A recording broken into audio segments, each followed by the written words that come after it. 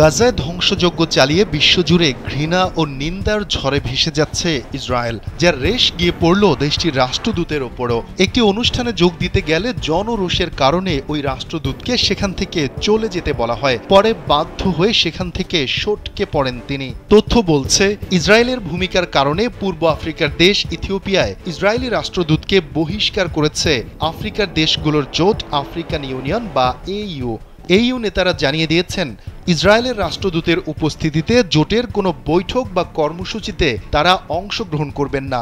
সোমবার এক প্রতিবেদনে এই তথ্য জানিয়েছে ইসরায়েল ভিত্তিক সংবাদ মাধ্যম জেরুজালেম পোস্ট।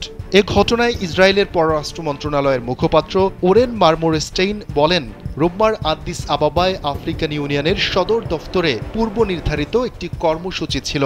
সেই কর্মসূচিতে ইসরায়েলের রাষ্ট্রদূতকে আমন্ত্রণ করা হয়েছিল এবং তিনি সেখানে উপস্থিত হয়েছিলেন। কিন্তু কর্মসূচি স্থলে তাকে দেখেই আফ্রিকান ইউনিয়নের কমিশনের চেয়ারম্যান ইসরায়েলকে লক্ষ্য করে বিষোদ্গার করতে থাকেন এবং এক পর্যায়ে তাকে অনুষ্ঠান থেকে চলে যেতে বলেন। এই ইস্যুতে ইসরায়েলের পররাষ্ট্র মন্ত্রণালয় কূটনৈতিক পদক্ষেপ নেবে বলেও জানিয়েছেন ওরেন মারমোরস্টেইন।